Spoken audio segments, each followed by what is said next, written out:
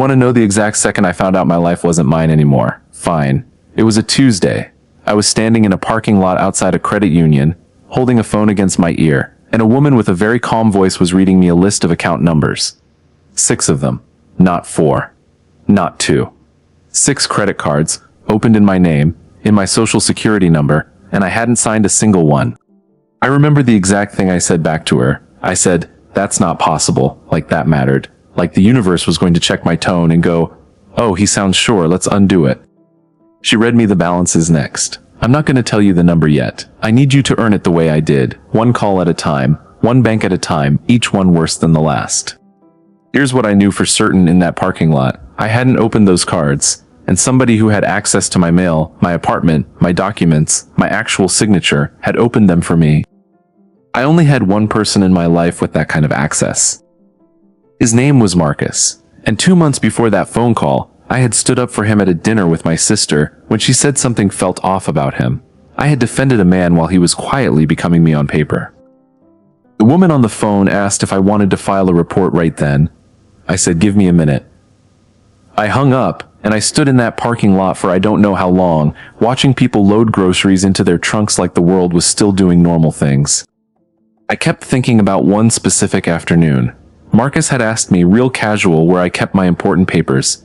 Not suspicious at all, the way he said it. Just a roommate asking where the fuse box was. I told him. I actually walked him over and showed him the drawer. I'm going to back up now, not because I want to soften this, because you need to see how far back it goes, to understand how I missed it, and honestly, how I let it happen without ever once believing anything was happening at all. My divorce was finalized 14 months before that phone call. I'm not going to make this about my ex-wife. She's not the villain here, even though for a while I needed her to be. Her name is Renee. 11 years married. A daughter, Paige, 15 when this started.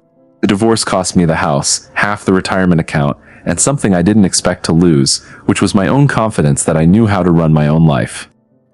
I moved into a 2-bedroom apartment on the north side, the kind of place you take when you're trying to convince yourself you're downsizing by choice and not because your lawyer's invoice ate your savings. The 2nd bedroom sat empty for 4 months. I told myself it was for Paige, for the weekends she stayed with me. Really, it was just a room I couldn't afford to leave empty. My buddy Doug, from the plant, he's the one who mentioned it first. Casual, over beers. Said his cousin knew a guy looking for a place, quiet, worked in insurance claims, recently out of a bad situation himself, wouldn't be any trouble. Doug used that phrase, wouldn't be any trouble. I think about that phrase more than I should. I met Marcus on a Thursday at a coffee shop near my building. Maybe 36. Dressed better than I expected for someone who needed a roommate, clean haircut, firm handshake, the kind of guy who holds eye contact a beat too long in a way that reads as sincerity. He told me about his situation without me asking twice. Said he'd gone through something rough, a business partnership that ended in a lawsuit. Said his name still had cleanup to do on paper because of it. Nothing criminal, just messy, his words. He said it with a little embarrassed laugh, like he was apologizing for having a past at all. I remember feeling something I didn't expect. Relief. Here was a man admitting he wasn't perfect either. After a year of Renee's lawyer and my lawyer trading emails about who failed at what, it felt almost decent to sit across from a stranger who just said, "Yeah, I've been through it," and didn't dress it up. We talked for 2 hours. He asked about Paige. He asked what I did for work.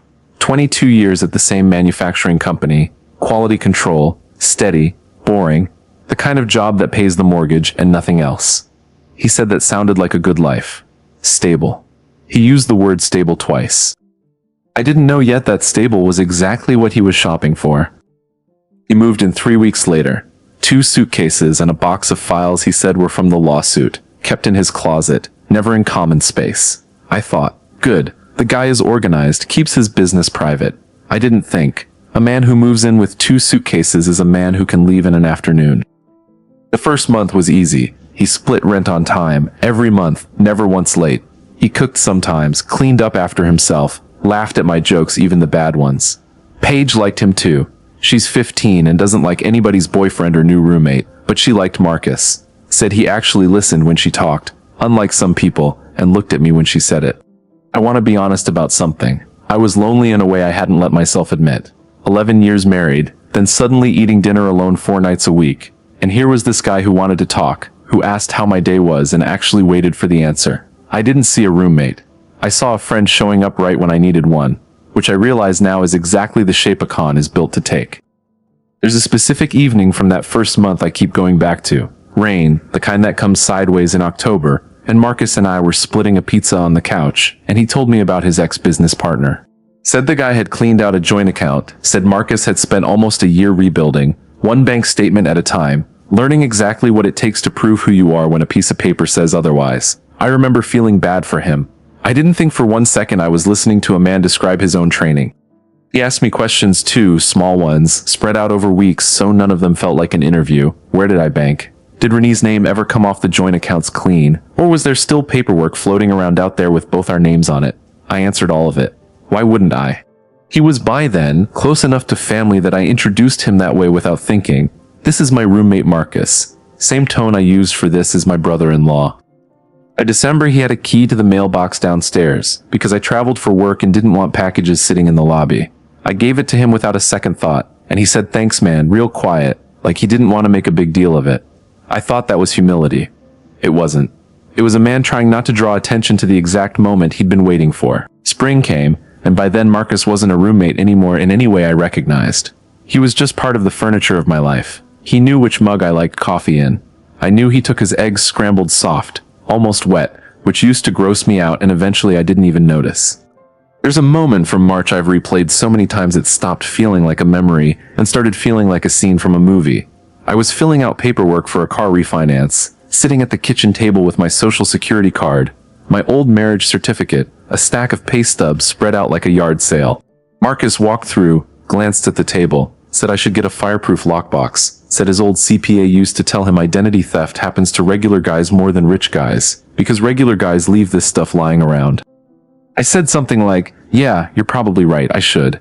I never did. And here's the part that still gets me. He wasn't lying about identity theft happening to regular guys. He was standing in my kitchen, looking at every document he needed, telling me the truth about a danger while being the danger. A few weeks after that, I noticed my mail felt thin. Not missing exactly, just thin, like a magazine come without an insert. I mentioned it once, offhand, to Marcus, said something felt off with the mailbox lately. He nodded, said the building's mailroom had been a mess since that new super started, said his own stuff had been late too. I believed him instantly. Why wouldn't I? He lived here. He'd know if the mail was messed up. What I didn't know is he'd started requesting replacement cards. Not just stealing what came in the mail, he was calling banks directly, saying he'd lost a card, verifying with the last 4 of my social, my date of birth, my address. All of it sitting in that same closet box I thought held old lawsuit papers. The lawsuit was real, I checked later. It just wasn't the reason for the box. By April, he'd started doing small favors that put him closer to my paper trail. Offered to grab my mail when I traveled. Offered to bring packages inside instead of leaving them by the door, safer that way in this neighborhood. Small, reasonable things. Each one meant nothing alone. Stacked together, they meant he had a working key to almost every place my identity lived on paper. There was one moment I almost caught something. Late April, I went looking for my old passport to renew it, and it wasn't in the drawer where it always sat. I asked Marcus if he'd seen it, casual, not accusing. He said no, hadn't touched it, maybe I moved it. I believed that too. I found mail on the counter a week later I didn't remember bringing in, and told myself I must have just missed it before. Every single one of those moments on its own had an explanation that let me keep trusting him. That's the part nobody tells you about a con like this. It doesn't ask you to believe one big lie. It asks you to believe 40 small ones, spread out over months, each one reasonable enough on its own that saying no to any single one of them would have made me feel paranoid, not smart. By May, Renee called me about something with Paige's school forms, and I remember telling her, almost proud of it, that Marcus had turned out to be one of the good ones, that the roommate thing was working out better than either of us expected. She said, "That's great, glad you've got some company." Neither of us knew I was describing the man who already had 6 months of unsupervised access to everything that made me legally, financially, exist. There was a Sunday that same month where the 3 of us, me, Marcus, and Paige on one of her weekends, drove out to a lake about 40 minutes north. Marcus brought a cooler, grilled burgers on a rented grate, taught Paige how to skip rocks even though he wasn't very good at it himself. Watching them from a folding chair, I remember thinking, clear as anything, this is what I was afraid I'd lost. Somebody in the house who made it feel less like a place I was surviving and more like a place I lived. That's the memory that makes me angriest now, angrier than any of the paperwork. Not because the day was fake exactly, I still think, most of it, he actually liked being there. I think a man can enjoy skipping rocks with a kid and still be quietly planning to ruin her father's credit at the same time. Those two things aren't in conflict for a person built the way he's built. That's what took me the longest to accept.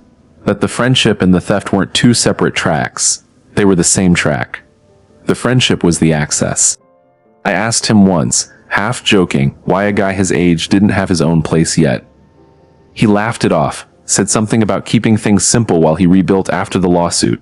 Didn't want a lease with his name freshly cleaned up on paper. I remember nodding like that made perfect sense. It did. Just not the kind of sense I thought. The first real crack showed up in June, and I almost missed it, because it came dressed as something small and annoying instead of something dangerous. I was at the hardware store, buying a new shower head, nothing fancy, maybe $40, and my card got declined at the register. Not a big deal, cards get declined, sometimes it's the chip reader, sometimes the bank flags a purchase for no reason at all. I paid cash, felt a little embarrassed in front of the guy behind the counter, and went home thinking nothing more of it. That night I called the bank's automated line just to check the balance. It said something that didn't match what I expected, off by a few $100s in the wrong direction. I remember standing in the kitchen, phone against my ear, doing math in my head, rent, groceries, the car payment, trying to find where the gap came from. I couldn't find it. I told myself I just lost track, that a divorced guy juggling two households worth of expenses on one income probably miscounts sometimes. I mentioned it to Marcus over dinner, half joking, said the bank's been weird lately, my numbers aren't adding up. He looked concerned, actually concerned, said that happened to him once, said sometimes these banks have processing delays, pending charges that show up wrong for a few days, and then correct themselves. He said don't stress about it, these things usually work themselves out. I want you to sit with that for a second. The man giving me a calm, reasonable explanation for my missing money was the reason my money was missing. And it worked. I calmed down. I went to bed that night actually feeling better because my roommate had talked me down from a fear that turned out to be completely justified. A week later I got an email, one of those automated ones from a credit monitoring service I'd signed up for years ago and forgotten about, said a new account had been opened using my information. I almost deleted it as spam. These emails go out all the time, half of them are phishing attempts themselves, trying to get you to click a link and enter your real information into a fake portal. I deleted a dozen just like it over the years. Something made me open this one instead. Maybe it was the missing money still sitting in my stomach from the week before. The email named a store credit card, a home goods chain I'd never shopped at in my life. I remember reading the name of the store 3 times like it would make more sense the 4th time. I called the number on the email, sat on hold for 22 minutes, watching the clock, because that's a long time to sit with a feeling you don't have a name for yet. A representative finally confirmed it. Yes, an account had been opened in my name 3 weeks earlier, balance a little over $2,000, mostly electronics and furniture. I asked her, voice not quite steady, if she could tell me the shipping address on the recent orders. She read it back to me. It was my address. My apartment. The one Marcus and I shared. I sat there with the phone still against my ear, the representative asking if there was anything else she could help with, and I remember thinking, someone stole my identity and had the nerve, or the stupidity, or maybe just didn't think I'd ever check, to ship it directly to where I lived. I told myself it had to be some kind of coincidence, a scammer who somehow got my address wrong, some data breach thing where my information got sold and resold until it landed on a shipping label that happened to overlap with mine. I did not, in that moment, let myself land on the actual and much simpler explanation. That the person who opened it lived at that address on purpose, because he was the one opening the boxes when they arrived. I closed the store card, filed the dispute, and did what a lot of people do when something scary happens and they don't have the energy to keep being scared. I decided it was a one-time thing. I told Marcus that evening, and he did something that still turns my stomach now. He got angry on my behalf. Genuinely angry, said people who do that should rot, offered to help me file an identity theft report with the FTC. He sat next to me at the kitchen table and typed some of it himself while I read him information off my license. I want you to understand what that means. The man who stole my identity sat beside me guiding my hand through reporting his own crime, making himself the last person on earth I'd ever suspect. Because why would the man helping me file the report be the one the report was about? That night, after he went to bed, I stood in the kitchen a long time, the way you do when something's bothering you and you can't name what. I told myself it was just the stress of the theft. I didn't consider that the discomfort had a more specific shape than generic stress.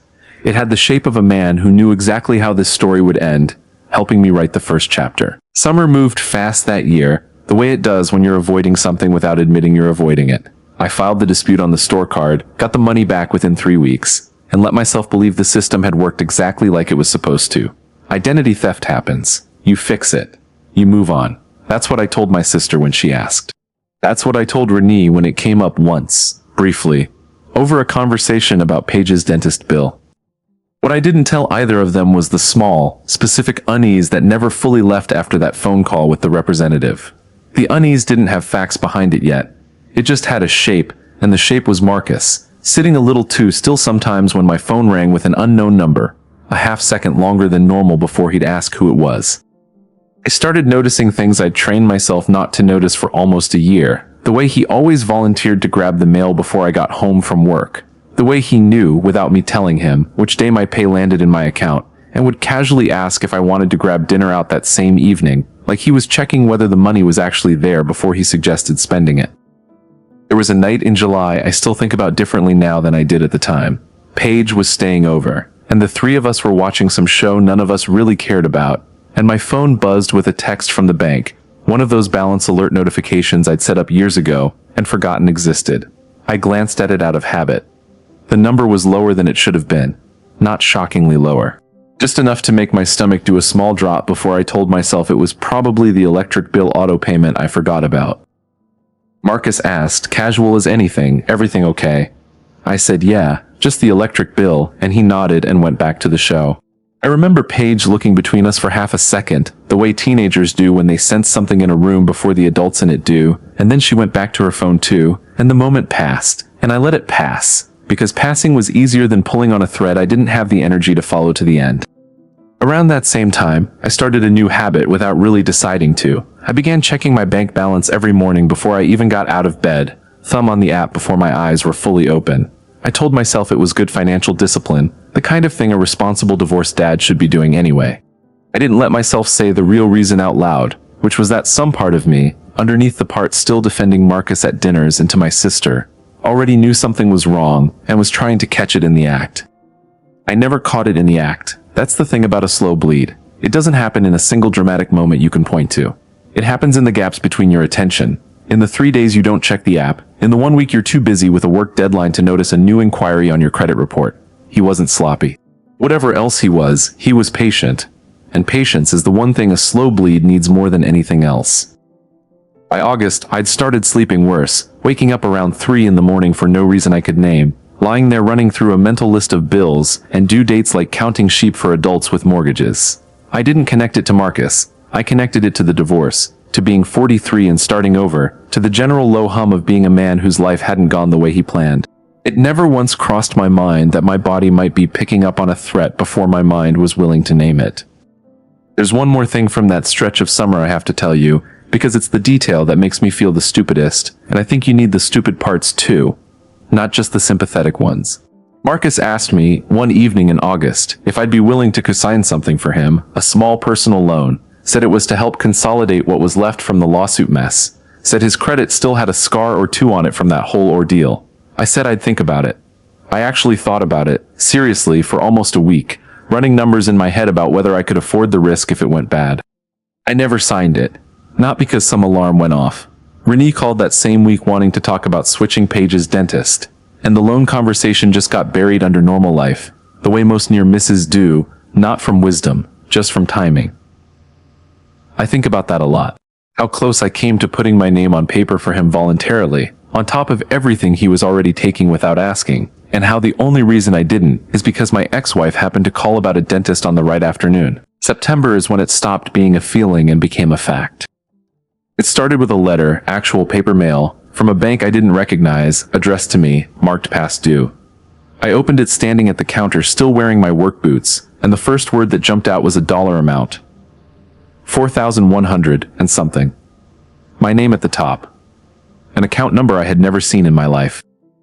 I called the number on the letter immediately, didn't even sit down first. The woman on the phone, different bank, different voice than the one from June, pulled up the account and read me the opening date. February.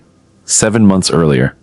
Around the same time, Marcus had asked me where I kept my important papers, and I'd walked him right over and shown him the drawer. I asked her what the purchases were. She listed them off: a laptop, 2 flights, a hotel stay in a city I'd never been to, and I sat down hard on a kitchen chair because I recognized the dates on 2 of those flights. Marcus had told me, back in the spring, that he'd gone to visit a cousin in Ohio for a weekend. I remember him bringing back a 6-pack from a brewery there, telling me a funny story about the cousin's dog. He'd flown there on my money, come back, and handed me a beer bought with the change. I hung up the phone and sat in the kitchen for what felt like an hour but was probably 10 minutes. I want to describe what that felt like, because I don't think people who haven't lived it understand the specific flavor of it. It's not just anger. Anger would almost be a relief, because anger has somewhere to go. This was something slower and worse, a kind of vertigo, like the floor of your own life quietly turned out to be a stage set the whole time, and somebody just pulled back the curtain to show you the plywood underneath. I opened my laptop right there and pulled my full credit report for the first time in years. I want to be honest, I'd been avoiding it. The way you avoid a doctor's appointment when you already suspect the news is bad. It took less than 2 minutes to load, and when it did, I counted 5 open accounts I didn't recognize. 5, not counting the store card from June, not counting the one from the letter I was still holding. My hands were actually shaking by the 3rd one. 2 credit cards from major banks, 1 retail card from an electronics store, 1 personal loan, $4,800, disbursed directly to a bank account that wasn't mine. And the one from the letter, the one that started all of it that day, the one with the flights to Ohio on it. 6, not counting the one I'd already closed in June, which meant 7 total, but 6 still open and actively bleeding. I sat there doing math I didn't want to do, adding up the balances. The number that came back was north of $19,000. $19,000 of debt with my name and my social security number attached to it. None of it mine, all of it now legally, permanently, mine to prove otherwise. I heard the front door. Marcus, home from work, keys jingling the way they always did, whistling something under his breath the way he did most days. I sat there at the kitchen table with my laptop open, the letter still in my other hand, and I watched him walk in, take off his shoes by the door the way he always did, polite as ever, and say, "Hey man, how was your day?" I looked at him for a second longer than normal. I didn't say anything about the loan yet. I didn't say anything about Ohio, or the flights, or the number 19,000 sitting in my chest like a stone. I just said, "Fine, man, long day," and watched him nod and head toward the kitchen to grab a glass of water, completely unaware, or completely aware and completely unbothered, that the man he'd been quietly hollowing out for a year was finally starting to see the shape of what had been done to him. I didn't sleep that night. I sat in my room with the door closed, going back through old bank statements on my phone, old photos, trying to match dates to memories, trying to figure out how much of what I thought I knew about the last year had actually happened the way I remembered it.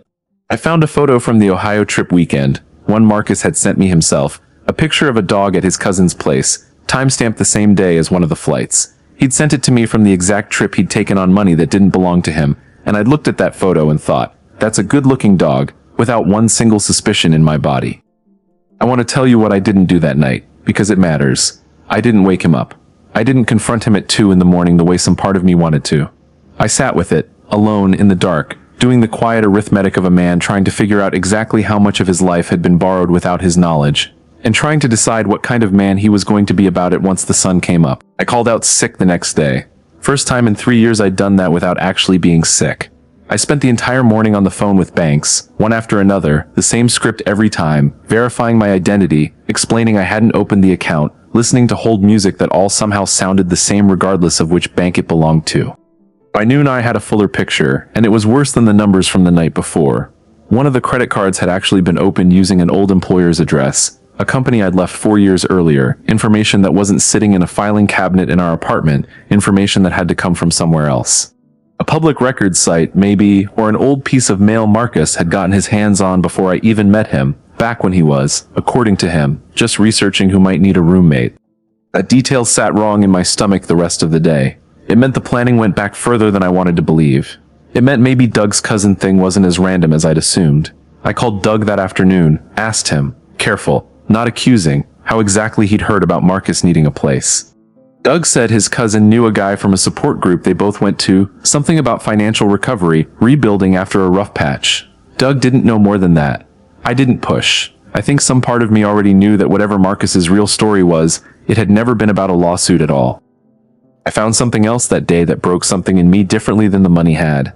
One of the banks mentioned, almost in passing, that this wasn't the first fraud alert associated with a device matching that description.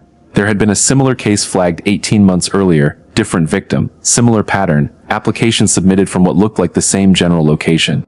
The representative couldn't give me a name, privacy rules, she said, but she confirmed enough for me to understand the thing I didn't want to understand. I wasn't the first. Somewhere before me, there had been another guy, or maybe a woman, sitting in some other kitchen, staring at some other letter, doing this exact same math. Somebody Marcus had done this to before he ever answered Doug's cousin's message about a room for rent. The lawsuit story, the business partner who cleaned him out, all of it clicked into a different shape in my head. Maybe there was a real lawsuit somewhere in his past. Maybe he really had lost money to somebody once. But somewhere between that and me, he'd learned that the fastest way to rebuild wasn't a job, it was a person. A lonely, trusting, recently divorced person with steady income and a spare room. I picked Paige up from school that Thursday, our regular day, and I remember sitting in the car outside the building trying to figure out how to be a normal dad for the next 6 hours while carrying all of this. She asked what was wrong, the way kids do when they can rent a room even when adults think they're hiding it well. I told her I was just tired.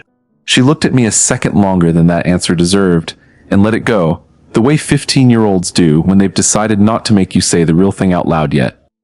Renee called that same night, something about Paige's phone bill, and I almost told her everything right there. I didn't. I said I was dealing with some financial stuff, vague enough to be true and vague enough to hide behind. She asked if I was okay in that voice she still has sometimes, the one that used to be married to me and hasn't fully turned it off. And I said, yeah, I'm fine, in the specific tone men use when they are the furthest thing from fine, and have decided that's nobody's business yet. I didn't sleep again that night either. I lay there running through every kind moment of the last year, the lake trip, the rock skipping, the dinner where he defended me at my sister's, trying to figure out which parts, if any, had been real. I couldn't find a clean line between the friend and the thief. That was the worst part. Not the money. The fact that I still, even now, couldn't fully hate him, and I didn't know yet whether that made me a fool, or just a person who'd been genuinely, thoroughly, expertly deceived. Somewhere around 2 in the morning, I got up and stood outside his closed bedroom door, just stood there, listening to nothing, no idea what I was even hoping to hear. I didn't open it. I didn't wake him up. I went back to bed and lay there thinking about a conversation from months earlier, him telling me about his ex-business partner cleaning him out, and I finally understood what that story actually was. It wasn't a warning about his past. It was a rehearsal for mine. Friday morning, I called my sister Denise. She's the one who'd said something felt off about Marcus at that dinner, almost a year earlier, and I remembered exactly how I'd responded. I told her she was being unfair, that not every guy who'd been through a rough patch was a con artist, that some people actually do get back on their feet with a little help and a little trust. I'd defended him so hard that dinner, she'd actually backed off and apologized for bringing it up. I had to call her now and say, you were right, and I don't think I've ever hated saying 3 words more in my life. She didn't say I told you so. I want to give her credit for that, because I would have deserved it. She just went quiet on the phone for a second and then asked what I needed her to do. I told her I didn't know yet. I think that was the most honest thing I'd said out loud in a week. I spent that weekend building a file, an actual folder, physical, the kind you'd think a man in his 40s would already own for something like this and somehow doesn't until he needs it. Bank statements, the letter, printouts of the credit report, a timeline I wrote out by hand, because typing it felt too clinical for something that had gutted me this badly. Dates going back to when Marcus moved in. Every small thing I'd once explained away, laid out next to the next thing, until the pattern that had been invisible for a year became the only thing I could see. The mail feeling thin. The passport that went missing and reappeared. The showerhead that got declined. The store card in June. The cosign request in August that I'd almost said yes to. Each one on its own had felt like nothing. Lined up on paper, in order they read like a man narrating his own crime in real time while I nodded along and called him a good friend. I called the fraud department at the bank holding the personal loan and asked, careful, specific, whether they could tell me anything about how the application had been verified, what documents were used. The representative couldn't share everything, but she confirmed the application had included a scanned copy of my driver's license and a utility bill in my name, both things that would have required physical access to actual paper in our apartment, not something you could pull off a database from a distance. That confirmed it beyond any last shred of doubt I'd been holding on to. This wasn't identity theft in the abstract sense, some stranger buying my information off a dark web list. This was a man who had lived in my home, eaten at my table, taught my daughter to skip rocks, and used every ounce of physical access that trust gave him to systematically become me on paper, one document at a time, for the better part of a year. I thought about calling the police that Saturday. I didn't yet. I wanted to understand the full scope first, wanted to walk into a police station with a complete file instead of a partial panic. Because some part of me, the quality control part, the part that spent 22 years checking things twice before signing off, needed to know I had the whole picture before I did anything that couldn't be undone. I also, and I'm not proud of this part, wanted one more day of not knowing what would happen to the friendship. Once I called the police, once I said the words identity theft with his name attached to them, there was no version of us going back to splitting a pizza on the couch. I think I spent that Saturday grieving something before I'd even ended it, which tells you everything about how deep the con had actually gone. I wasn't just grieving money. I was grieving a friend I'd never actually had. Sunday, Marcus knocked on my door, said he'd noticed I'd been quiet the last couple days, asked if everything was okay, said it in a tone that still, even then, sounded like real concern. I looked at him standing in my doorway, and for one strange second I almost told him the truth, almost said, "No, actually, someone opened 6 accounts in my name, and I think it's you," just to watch what his face did. I didn't. I said I was just stressed about work, and he nodded, said if I needed to talk about anything he was there. And I said thanks man, and closed the door, and stood on the other side of it with my hand still on the knob, feeling something I can only describe as grief wearing the shape of composure. That night I finally called Denise back and told her everything, the full folder, the pattern, the detail about a possible earlier victim the bank had hinted at. She went quiet again, then said something I've held on to since. She said, "You didn't do anything wrong by trusting somebody. You did something human. The wrong thing was only ever his." I didn't believe her that night. I wanted to. I just didn't yet. Monday morning I filed the police report in person, a real detective, a real case number. He told me these cases were hard to prosecute fast, that fraud involving someone who lived with the victim was more common than people think, and harder emotionally, because the evidence takes longer to feel real to the person handing it over. Most victims take weeks to actually believe it, even after seeing the proof, because believing it means admitting they missed it for a long time. I sat in that plastic chair and thought, yeah, that's exactly it. I confronted Marcus that Tuesday evening. I'd rehearsed it 40 ways over the weekend, and none of them survived contact with the actual moment. He came home, same routine, shoes by the door, and I was sitting at the kitchen table with the folder closed in front of me, not open, just sitting there like a closed hand. I said his name, just that. He looked at me, and something in his face changed before I'd said another word. Some small flicker, gone almost as fast as it appeared, and I realized later that flicker was the exact moment he understood I knew. I asked him about the personal loan first. Kept my voice level, quality control voice, the voice I use at work when a batch fails inspection and you need the facts more than the feelings. He started with confusion, genuine sounding confusion, said he didn't know what I was talking about. I put the letter on the table, then the credit report printout, then the timeline. He shifted then, the way people do when denial stops being useful and they pivot to something softer sounding. Said he'd been meaning to tell me, said it started as one bad decision during a rough month, said he was going to pay it all back, said things spiraled. He used the word spiraled like it was weather, something that happened to him instead of something he did. I asked him about the Ohio flights. He got quiet for the first time. I asked him about the mail being thin, about the passport, about the box of files in his closet that I now understood had never been about any lawsuit. He didn't answer most of it directly. He kept circling back to how sorry he was, how much our friendship had meant to him, actually said the word friendship, sitting across from a folder that documented exactly how little that word had ever meant to him in practice. I asked him the question I'd been sitting with since the bank mentioned an earlier case. I asked if I was the first. He didn't answer right away. That silence told me more than any answer could have. When he finally spoke, he said something vague about a previous roommate situation that ended badly too, wouldn't give me a name, wouldn't give me details, just kept saying he wasn't proud of himself, like pride was the operative feeling anyone in that room needed to hear about. I told him I'd already filed a police report. I watched something in him close off completely when I said it, the concerned roommate mask finally dropping all the way for the first time in 11 months, replaced by something flatter, more calculating, a man doing math about consequences instead of performing regret. He asked if there was any way we could handle this without involving the police, said he could set up a payment plan directly with me, said it would be faster and cleaner than the legal system. I looked at him for a long moment. Part of me, the part that had defended him at my sister's table, the part that still remembered the lake and the rock skipping and Paige laughing at his jokes, wanted to say yes, wanted the fastest way out of the pain more than the fairest way through it. I thought about Paige. I thought about the version of myself that would have to explain to her someday why I let the man who stole from her father off easy because it was less awkward than pressing charges. I said no. I told him he had until Friday to move out. I told him the police already had everything they needed, and that whatever happened next was between him and them now, not him and me. He left the kitchen without saying much else, and I sat there alone for a long time, the folder still closed in front of me, feeling something I hadn't expected to feel in that moment, which was not triumph, not relief, just an enormous, bone-deep tiredness, the kind that comes after carrying something heavy for longer than you realized you'd been carrying it.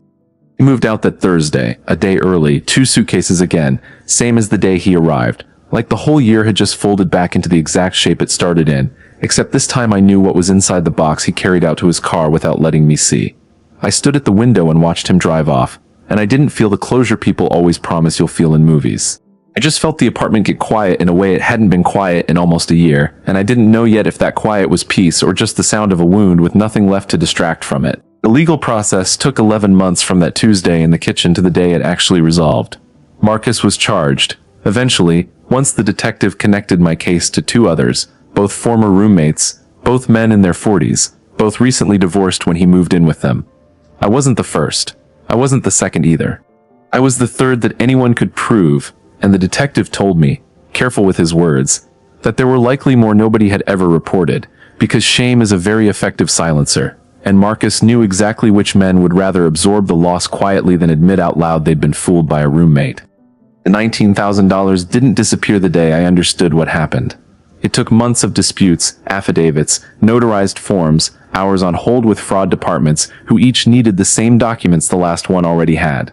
Slowly, one account at a time, the debt came off my name. Not all of it recovered clean. One collections account still shows up on my report today, still fighting its way off. A permanent little scar from a year I didn't choose to live through. Here's the part that actually scared me more than the money ever did. Renee found out, had to find out, because a loan inquiry showed up on a background check tied to a refinance she was doing on her own place. Something about our old joint history still tangled in a database somewhere. She called me, upset, not at me exactly, but scared, asking if this meant anything for Paige, for custody, for the stability we'd built for our daughter after everything else had already fallen apart once. I remember sitting on the phone telling her, truthfully, that none of this was Paige's to carry, that I would fix every part of it before it ever touched her life in any real way. I meant it. I also didn't fully believe I could promise that in the moment I said it, and that fear, the fear of losing time with my own kid, because I trusted the wrong man in my own kitchen, cut deeper than any account number ever did. If you've made it this far with me, I want to ask you to do one small thing before I finish. Because stories like this only reach the next person who needs to hear it if enough people decide it was worth passing along. Hit subscribe if you haven't, so the next story finds you too. And if any part of this felt familiar, even a small part, drop it in the comments. Because you'd be amazed how many people are sitting on the exact same silence I sat on for almost a year. I want to ask you something too, honestly, not as a trick to keep you watching. If a friend, a roommate, someone who'd earned your trust slowly over months, started asking small questions about your bank, your mail, your paperwork, would you have caught it faster than I did? Or would you have done what I did, explained it away, one reasonable excuse at a time? Because the alternative, believing someone you loved having in your life was quietly becoming your worst nightmare, is so much harder to hold than a little denial. I really don't know what I'd tell you to do differently. I'm not sure there was a version of me, back then, lonely and freshly divorced and grateful for company, who would have seen it coming. Paige is 17 now. She knows the whole story, all of it, because I decided a while back that protecting her from the truth wasn't the same as protecting her. She asked me once if I regretted trusting Marcus at all. I told her the truth, which surprised even me when I said it out loud.